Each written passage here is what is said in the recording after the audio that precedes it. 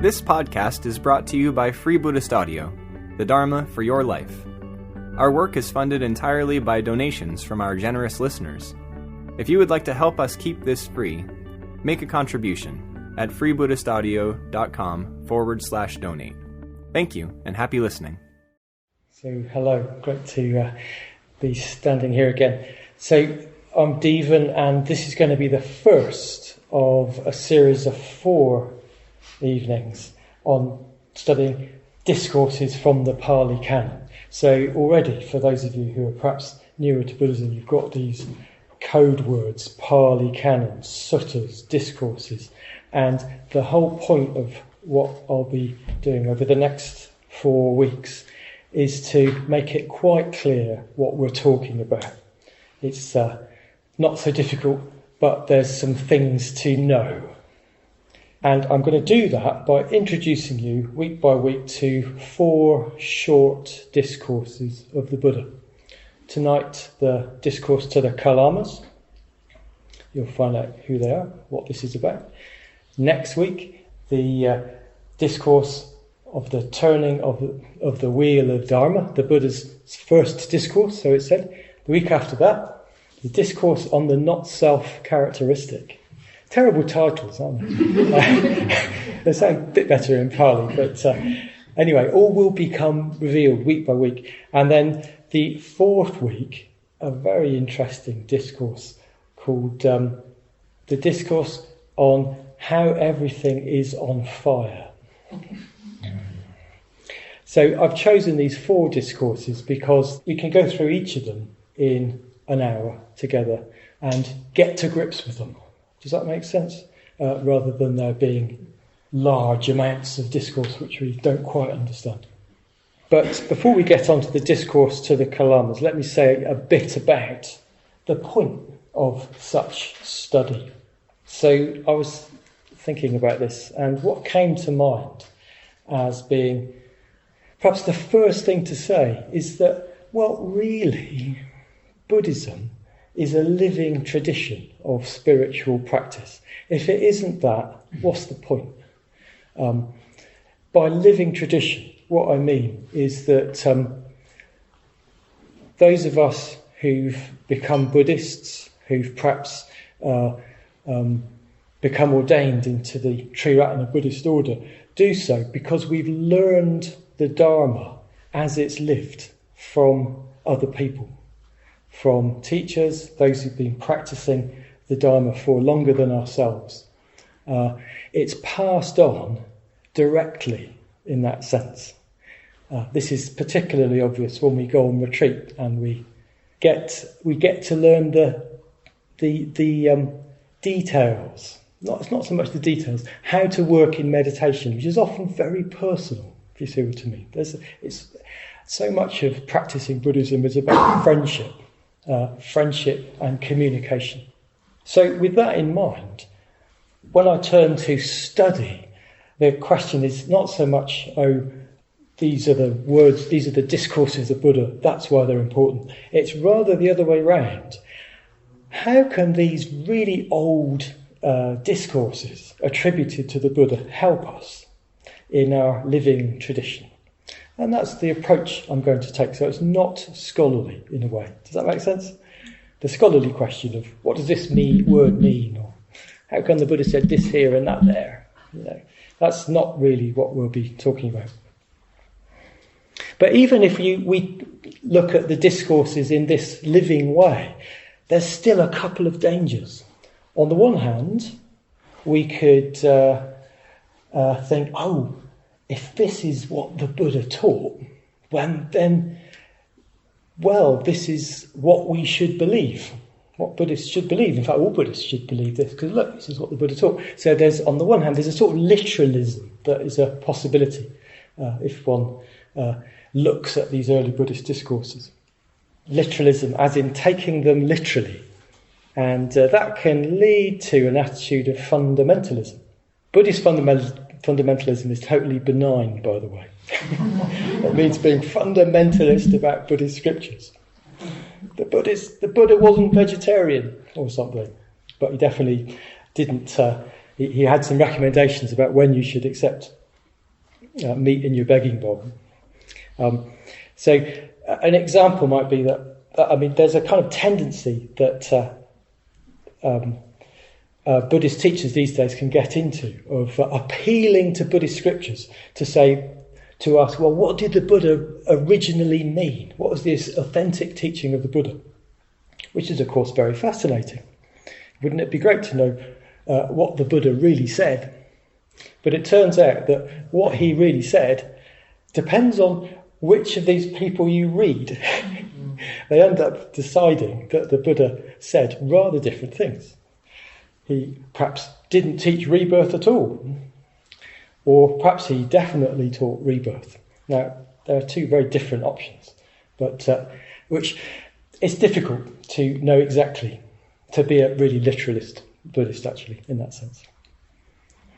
And the other danger, apart from literalism, is supposing that, well, because these are very old discourses and, we're a living spiritual tradition, well, we don't need to bother with them at all. We could just leave all those aside as very old stuff. Perhaps other Buddhists might be interested in them, but we've got our teacher Sangharakshita, and he's passed on Buddhism to us. Well, you can see the danger with that one, perhaps. It could very easily just lead us into a kind of cult-like approach to what we take the Dharma to be. So I think there's a sort of middle way we can take in reading these early discourses, in between literalism and sort of not taking them seriously, which is of taking the early discourses of the Buddha as literary documents attributed to the Buddha. These discourses have been passed down as the teaching of the Buddha. We can relate to them in that way, but in the way that we relate to literature. Great literature informs us. It comes alive in our imaginations and elevates, as it were, our understanding. And given that this particular kind of literature is attributed to the Buddha, that can be a kind of resource for when we want to know, well, what is the Dharma? What is Buddhism? What perhaps is a point of view on this particular topic? Well, we can consult this body of literature. And just as you might ask for George Eliot's view on justice or women, so on, one can inquire with the Pali discourses about the meaning of meditation, let's say, without supposing that's the only resource we've got. So I'm proposing that we look at some short discourses as literature. So our best understanding of early Buddhist literature is that the Buddha lived and taught in ancient India in the 5th century, before the Common Era. Wandered around for 45 years teaching. The Buddha could neither read nor write. He lived in a purely oral culture. But after the Buddha died, his followers gathered together and they pooled what they remembered of the Buddha's teaching. They got together and tried to assemble a body of teachings that they had heard from their teacher. And then over a period of 400 years, they passed these teachings on orally. So they committed them to memory, and some monks took on the job of remembering a whole chunk of these teachings and passing them on to the next group of monks and nuns. For 400 years, before they eventually were written down around the turn of the Common Era in Sri Lanka. Since when, of course, they've been written down, and then there's a whole scribal tradition It turns out that passing on literature orally is incredibly accurate. You can imagine a body of people sort of comparing. Have you got it right? Have you got that particular syllable right? And it's sort of self-correcting. But on the other hand, these monks and nuns who memorised the early Buddhist teachings, they to make it easier for them to do that, the teachings were put into forms which made it easy to memorise. Does that make sense? And easy to memorise forms are very repetitive. And anyone who takes a look at early Buddhist texts will think, blimey, it's really repetitive. Over and over again. It's quite, from our point of view, it's kind of a bit bamboozling sometimes to read early Buddhist discourses, because they just consist of apparent repetitions with changes. It's an acquired taste, though. After you get into it, you end up really noticing the differences, what's being said. So there's a warning. Now, when I say, you still might wonder, well, what do we mean by the Pali Canon? Well, all this lot of remembered discourses, they were remembered in different parts of India and in slightly different languages in the end. And so, depending on which part of the country they went to. And one tradition of memorising these discourses was in the Pali language, which is an ancient Indian language, a bit like Sanskrit, and that went to Sri Lanka, and it was preserved in Sri Lanka, and then Thailand and Burma, these other now Theravadan countries. And that's the form in which the early Buddhist discourses have been preserved, given that Buddhism died out in India in the 12th century. All those other versions of the early Buddhist discourses disappeared without a trace. That is really humbling for Buddhists to think about. Buddhism disappeared in India, so whereas Hinduism carried on. So making sense of that is really hard. Anyway, so when we say the Pali Canon, we mean the body of teachings attributed to the Buddha preserved in the Pali language. Actually, they happen to be preserved also in Chinese translation of other Indian languages. But then that's a translated version, if that makes sense. So it's a bit more remote from the original. But to give you a sense, somebody's very kindly put all these books, was it Vimabhadra, on the shrine. Maybe the Buddha, you know. Anyway, they've put 13 volumes of discourses on the shrine here to give us an indication of what we mean by the Pali Canon. So these are translations from the Pali Canon of just some of the early Buddhist discourses. I think we could double that if we wanted the whole body of the Pali Canon. So there's a lot of it, that's what I'm saying. And some of the discourses are quite long. They're called the long discourses. Some are called the middle-length discourses. And then there's some various miscellaneous collections. There's several thousand different discourses, all sort of separate, as it were, presented as separate literary units. So I'm giving you a sense of the size of it. So hence the approach I'm going to take of looking at just one of these discourses, which will give us a way into understanding this body of literature. So what I'm going to do is read through what's on your handout so that you get the overview. And then, having read it through, we can go through it a bit more slowly. You might have points or questions, and we'll be able to discuss them. And I've got some points of clarification, ways to understand this ancient Indian discourse, which might help us relate to it. So you can see, if you can see the handout, that some sections are in italics. Now these are me shortening it, because otherwise we would be here all night. So even this short discourse I've shortened. So the discourse to the Kalamas. The Buddha was travelling with a party of monks in the part of India called Kosala when he came to a market town of the Kalamas called Kesaputta. The Kalamas heard that the Buddha was in town and came to talk to him about their problem. Lord, certain ascetics and Brahmins come to Kesaputta. They explain and clarify their own theories, but lambast, criticise and repudiate those of others, taking them apart.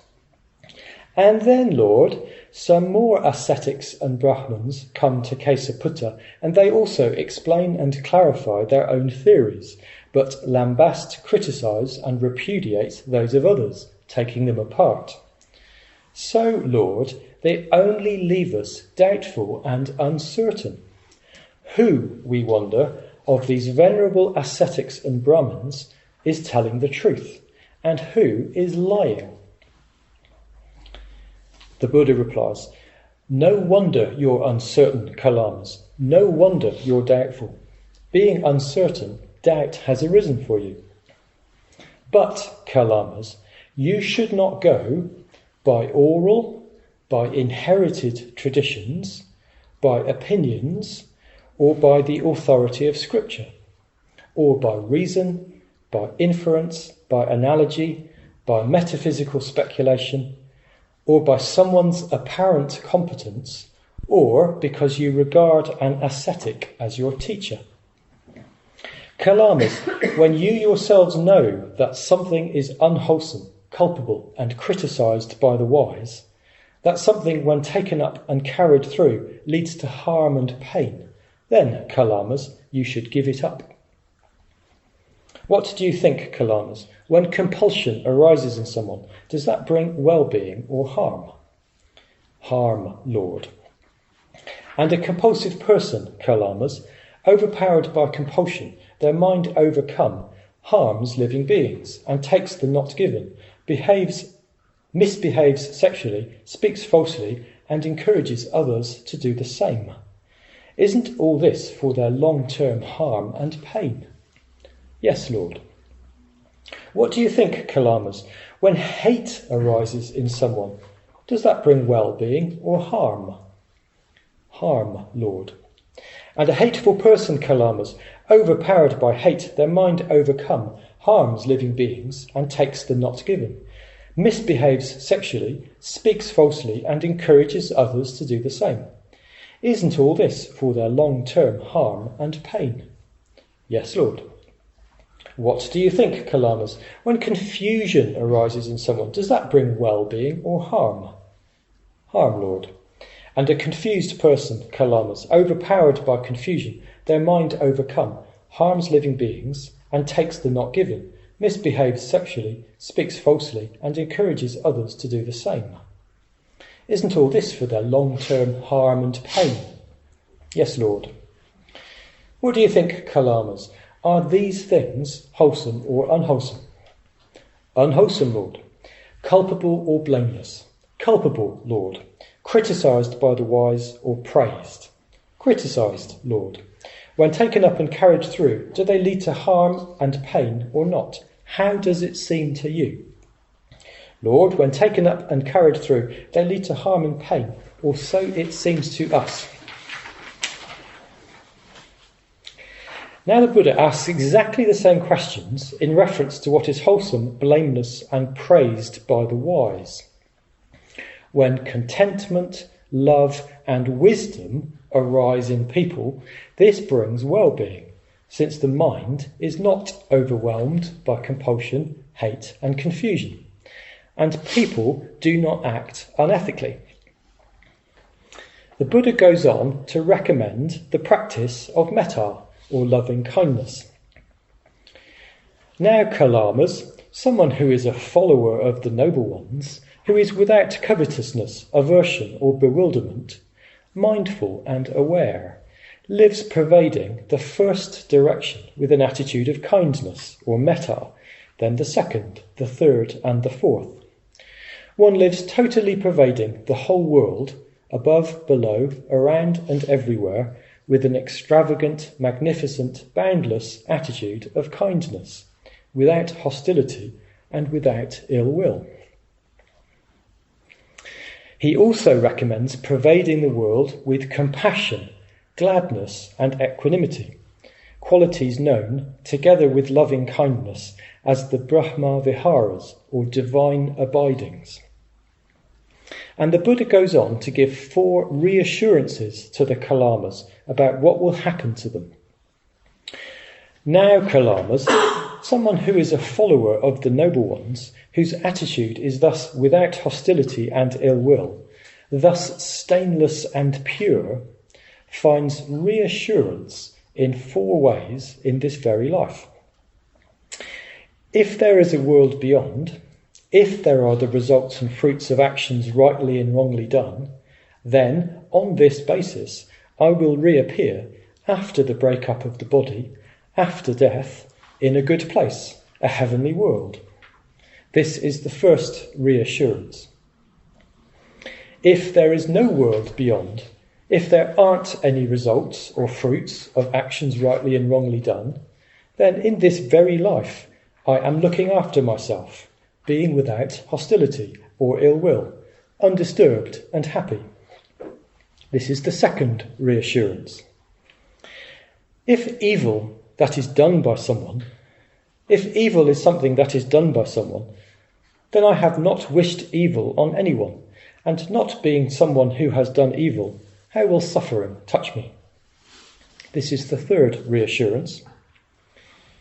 If evil is not something that is done by someone, then I can still regard myself pure in both ways. This is the fourth reassurance. So, Kalamas, someone who is a follower of the Noble Ones, whose attitude is thus without hostility and ill will, thus stainless and pure, finds reassurance in 4 ways in this very life. And then the Kalamas reply, "This is so, Blessed One, this is so. Lord, someone who is a follower of the Noble Ones, whose attitude is thus, without hostility and ill will, thus stainless and pure, finds reassurance in these 4 ways in this very life." So they go on to repeat exactly what the Buddha had said. But then they conclude, "Wonderful Lord, wonderful. It's as if someone were to set upright something overturned, or explain something that was obscure, or show the way to someone lost, or carry a lamp into the darkness so that those with eyes can see. In the same way, Venerable Gautama has made the Dharma known in many ways. We go for refuge to the Blessed One, to the Dharma, and to the Sangha of monks. May the Venerable Gautama remember us as lay followers who have gone for refuge from this day onward for as long as life lasts." So I've given you this kind of summary of the Kalama Suttas. It's not really a summary, it's like a condensed version, that's the way to put it, isn't it? To make it perhaps something that I could read out in 5 minutes, like I did, without really losing very much. I've just taken out quite a few of the repetitions, condensed them down a bit. And perhaps it was evident as I read it out that, well, you could kind of get most of it, but there's quite a few, there's quite a bit which needs a bit of explaining. And it's all set in a very different world. And this is, of course, why we need to treat it as literature and not be too literal, because it's all set in ancient India, which is, of course, where the Buddha lived. And there's a reminder here, I think, of just, in a way, India, however many thousands of miles away it is, 2,500 years ago, is culturally quite remote from us, if that makes sense. Not only are we as Westerners inheritors of a European cultural tradition, but 2,500 years is a long time in terms of the development of culture. The Buddha was teaching around the same time as Socrates in Greece, and understanding Socrates' philosophy is quite a task. So even if we really value the early Buddhist discourses, there's a need to find our way into a different thought world. That's the way to put it, isn't it? A world of thought. And it's a leap of imagination, which of course is partly why it's so interesting to do that. We step out of our familiar thought world of 21st century Britain into ancient India. So maybe I'll just start giving you a bit of a commentary, but please interrupt if any questions arise. Any questions before I even start that? I have a question. Great. The Buddha mentioned scripture, but that tends to imply scripture, the word scripture, tends to imply something written down. But I'm assuming he didn't mean something written down. So what did he mean by scripture? When does he mention scripture here? Yeah. Oh yes. The authority of scripture. Yeah. Yes, you're right. Gosh, Taranita, this is great.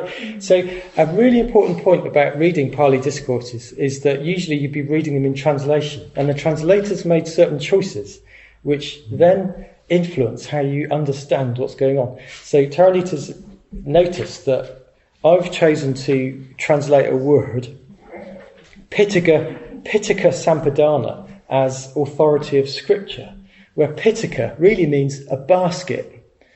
Yeah? Yeah. A basket in which we assume maybe were collected bamboo. What? Pardon? Yeah, the palm leaf manuscripts at that time.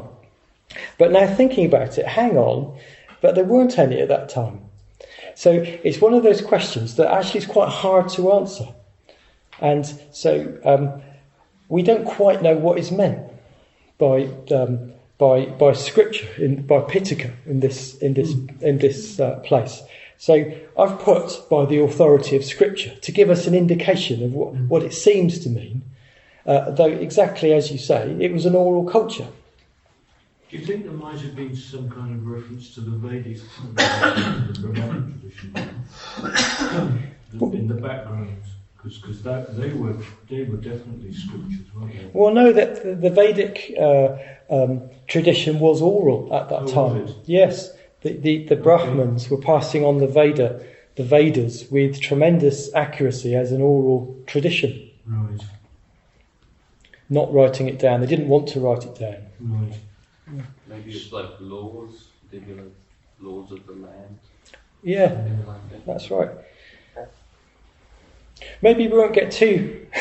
we'll get onto that little point, but Taranita's point has already just thrown up the many difficulties that come in translating this material.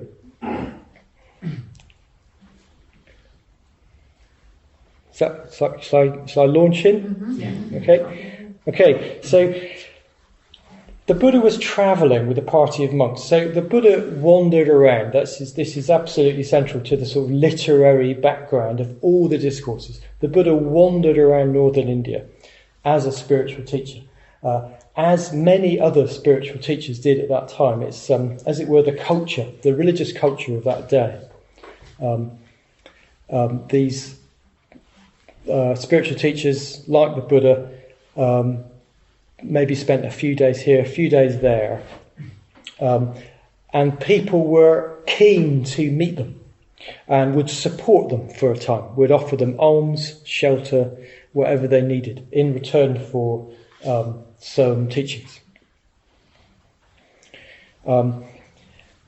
And he came to a market town of the Kalamas called Kesaputta. Now, a market town, that's a nice translation. It gives a sense of a small town, yeah? Imagine a small town in Somerset in the 1950s or something. We don't meet the Kalamas anywhere else in the in the literature of the Pali Canon. This is the only place we meet them. Bit of a pity, isn't it? They sound like a really interesting community. So there's not many of them. So perhaps they're a clan or gotra, a group of people with perhaps their own traditions who live in this particular small town. And my own way of understanding the Kalamas is they've got a sort of small town attitude. Does that make sense? They're kind of like country bumpkins. Here, Buddha, we got this problem. But nevertheless, they're very sincere. As I'm making fun of them, but they're very they come across as completely sincere. Yeah. But what I mean is that they're not part of a broader cultural movement. They don't appear to be influenced by Brahmanical culture, the culture of the Vedas, the culture of the priestly Brahmins, who, with their rituals and particular beliefs, they seem to be independent. So there's a sort of cultural diversity in northern India at that time. But nevertheless, it appears that other spiritual teachers have rolled up, in Kesaputta, have set up shop, as it were. The Kalamas have gone out, perhaps given them alms, and expected some teachings. And these other spiritual teachers have, according to the Kalamas, they've explained and clarified their own views, but in doing so have criticised all the others. And it sounds like over time this has led to a situation where the Kalamas can't anymore trust the opinions of these teachers as they come along. They just contradict each other. So in the days before the internet, in the days before newspapers or even books, all they had to go on was these so-called experts who'd roll up and give their teachings. And they didn't have even a local library.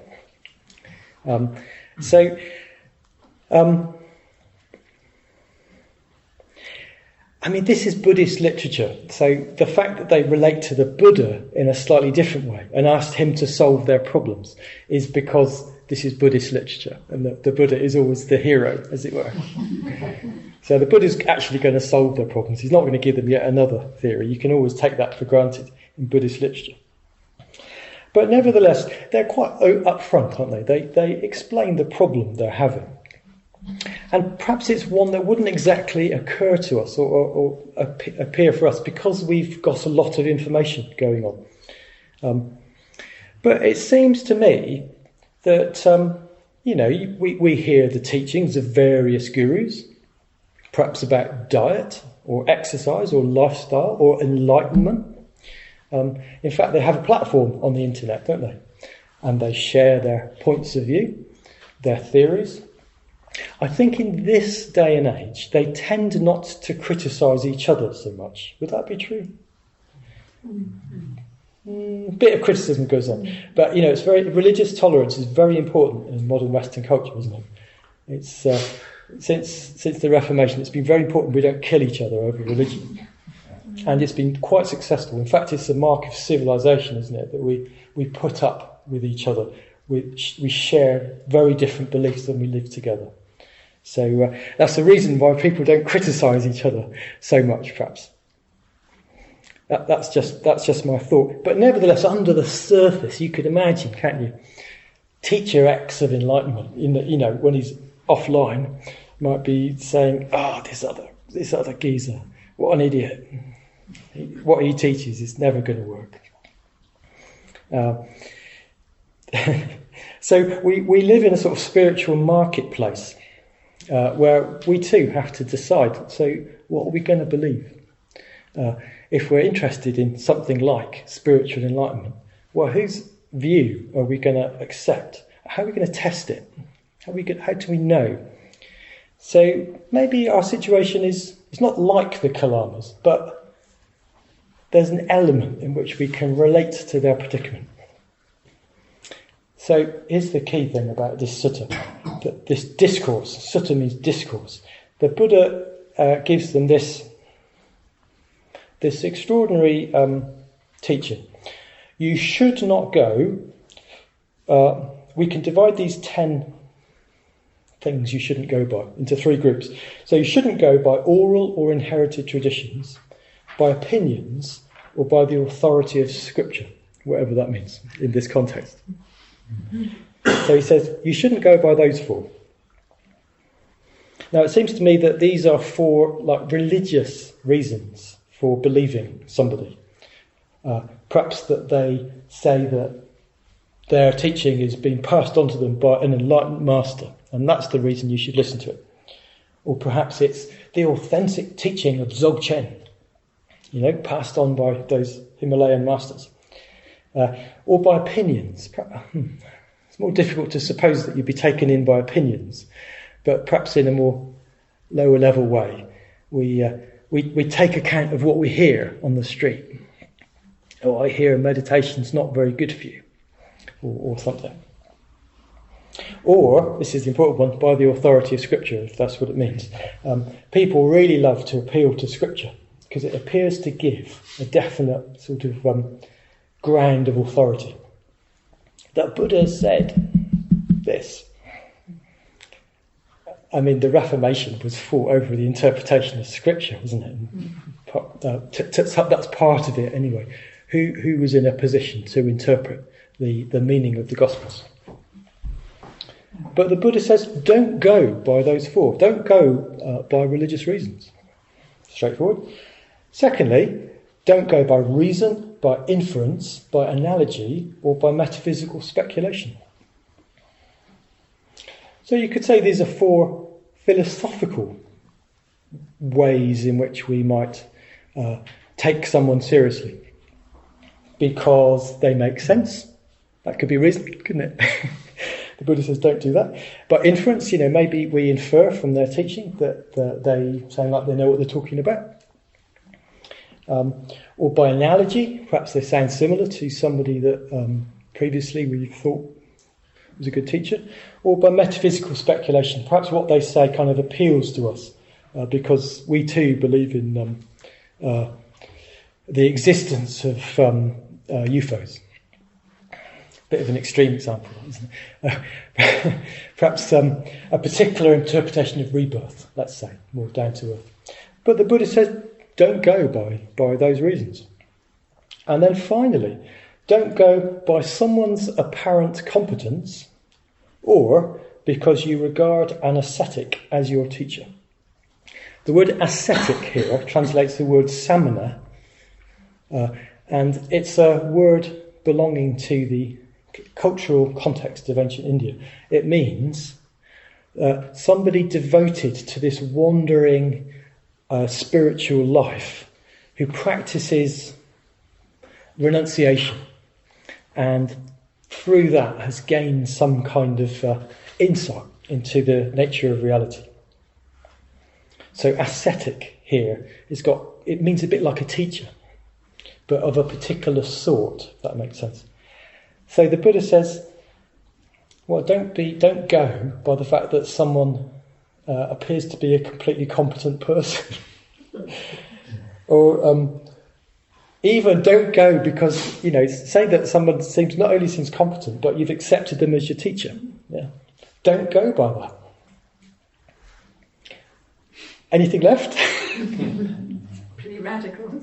Yeah, so don't trust anything. I can't see that that's any other way to take this teaching. So if you're looking for the truth, you can imagine the Kalamas must have been scratching their heads at this point. Just don't go by any of these usual ways in which we trust people or teachings. And what's left? And then the Buddha tells us. Basically, he sort of turns around the whole question here at this point. He says, Kalamas, when you yourselves know that something is unwholesome, culpable, and criticised by the wise, that something, when taken up and carried through, leads to harm and pain, then Kalamas, you should give it up. I think you might be noticing, at least at a certain level, that the Buddha seems to have changed the subject here, doesn't he? Does that make sense? He's not really anymore telling the Kalamas how they can trust religious teachings. He's more sort of shifting the ground to ask, well, how can you know what's good for you? I think this is really an important shift. The Buddha isn't really in the business of telling people what to think. The Buddha's teaching is actually usually completely practical. It's about what you need to do to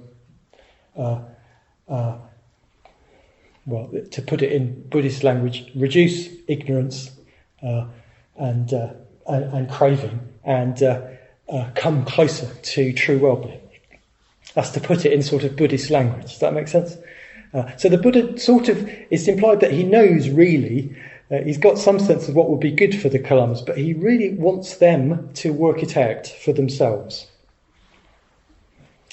And this kind of, what happens next, this kind of dialogue, is very reminiscent of actually Socratic dialogue, if anyone's read much Plato, who records the teachings of Socrates, his own teacher. Socrates didn't ever claim to have anything to teach. Rather, he got into conversation with people and drew out, through conversation, a sort of a thread of understanding between them. Although in this case, the Buddha usually gets people to a slightly more positive conclusion.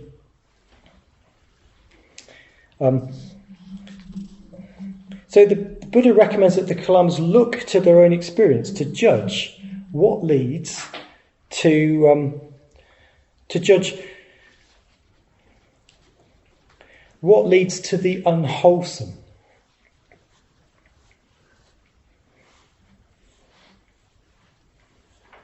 And what leads to the wholesome. Which, of course, is a massive topic, isn't it? But he invites them into a way of thinking about it. So he uses a set of distinctions which get very familiar from other discourses in the Pali Canon, in which the kinds of mental states which lead to harm and suffering we could call compulsion or greed, hate and confusion. So these mental states are emotional and, you could say, intellectual or cognitive states of greed or compulsion, which is wanting stuff, hate or aversion, backing away from experience, and confusion about what to do. So the Buddha uses this sort of rough and ready threefold way of thinking about unwholesome mental states to then get the Kalamas to think through, well, what happens when you get into these mental states? What happens when you get overpowered by compulsion or hate or confusion? And you might notice that he asks them to consider, do people harm living beings, take the not given, misbehave sexually, and speak falsely, or encourage others to do the same? So these are like ways of talking about the actions that we actually earlier we said we were going to abstain from in the first four precepts. So the first four precepts are we undertake the precept of abstaining from harming living beings, taking the not given, sexual misconduct, and speaking falsely. So the Buddha is suggesting to the Kalamas that these mental states, compulsion, hatred, and confusion, lead people, I suppose not definitely, but possibly, to act in ways which are not wholesome. And of course, we can reflect on that in our own experience, and probably agree with the Buddha's line of thinking. But he goes on to ask, are these things, compulsion, hatred, and confusion, are they culpable or blameless? And gets the Kalamas to say, oh, they're culpable. And then criticised by the wise or praised. And the Kalamas say, oh, they're criticised. And so he gets the Kalamas not only to look at their own experience, but to kind of appeal to firstly, their sense of conscience.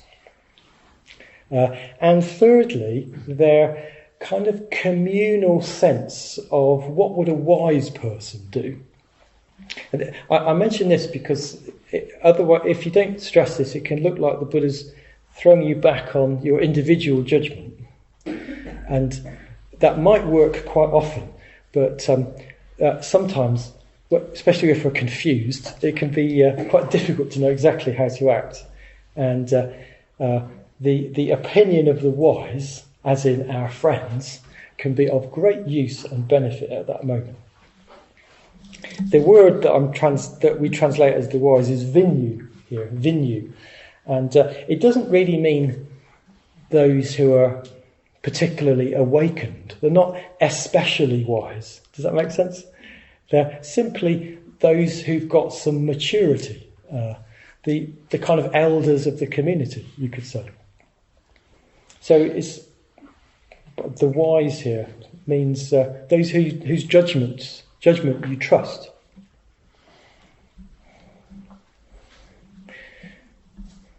So the Buddha answers the Kalama's dilemma, their question of who to believe, by giving a completely different way of thinking about how to judge what's going to be a benefit for them.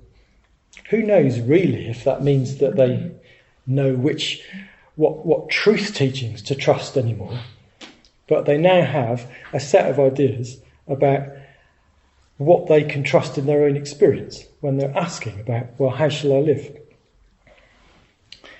And then typically of the Buddha, he doesn't just leave it there, but he gives them something to practice. So not only might the Kalamas now have a way to think about what's good for them, but he gives them something to do. So he recommends to the Kalamas the practice of metta, or loving kindness, which I think you've all had some experience of now through courses and classes here at the Buddhist Centre. And what we practice as metta bhavana here at the Buddhist Centre is pretty much exactly what the Buddha was teaching here, except we do it in a 5-stage way, which is slightly more user-friendly than the way the Buddha taught it. The Buddha puts it here, as you can see, just remove covetousness, aversion and bewilderment from your mind and pervade the directions with loving kindness. So it's like he's giving us the sort of ideal goal of metta bhavana, you could say. And the point being, if one can pervade the directions with an attitude of love, it's going to be quite difficult to allow mental states of compulsion or hate or confusion to overwhelm you in the way that will lead to harm. So it's a practical teaching. That isn't to say, of course, that it's an easy one, but it's something that is possible to work with. Right, I'm going to wrap this up relatively quickly. In the last section, the Buddha gives 4 reassurances to the Kalamas about what will happen to them next. And here we return, I think, to the kind of cultural context of ancient India, that people at that time, I suppose, probably a lot of people even now, will worry about what is going to happen after death. And of course, this was the starting point of the Kalama's worry, wasn't it? Who can we trust to give us the right kinds of teachings about this important business? And once again, the Buddha gives a set of answers which are a bit unexpected. So, in the terms of ancient Indian belief, if there is rebirth, then if you abstain, if your mental states are wholesome, full of contentment, love, and wisdom, then if rebirth is true, you'll enjoy a positive one. Second reassurance, if there isn't any rebirth, because after all, who knows, it's going to depend on a set of teachings and beliefs, it's still worth acting well in just the same way, because you can be confident that you're looking after yourself in this world. And then thirdly, if there is karma, if there is the kind of action that is good and bad, which will have consequences, then you'll know that you haven't, he says, wished evil on anyone. You haven't particularly done anything which will have a negative consequence. If all that stuff about karma is equally unknowable or untrue, it's still worth living well in this way.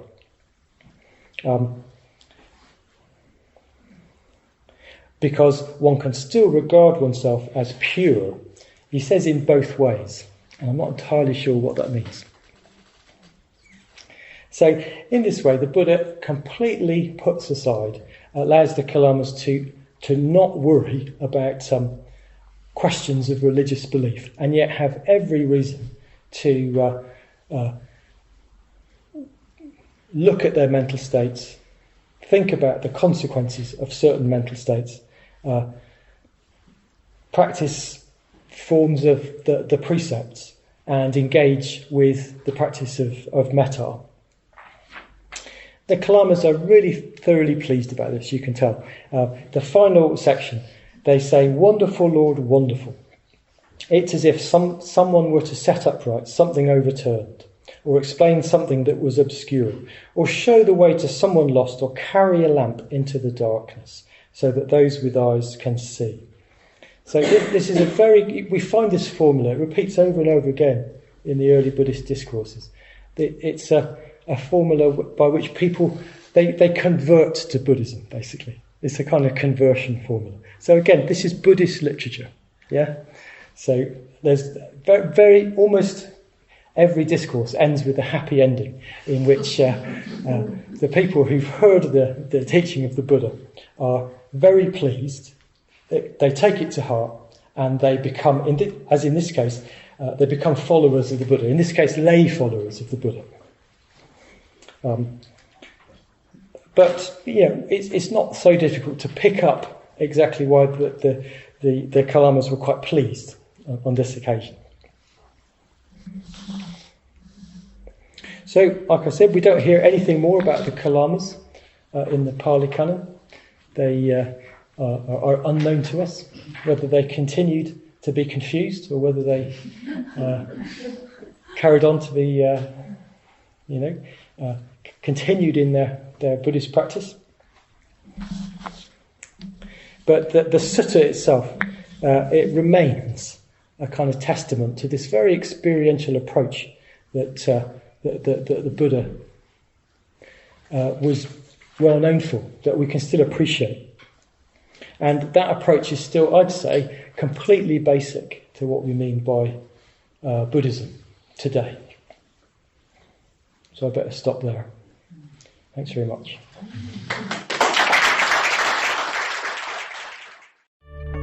We hope you enjoyed this week's podcast. Please help us keep this free. Make a contribution at freebuddhistaudio.com/donate.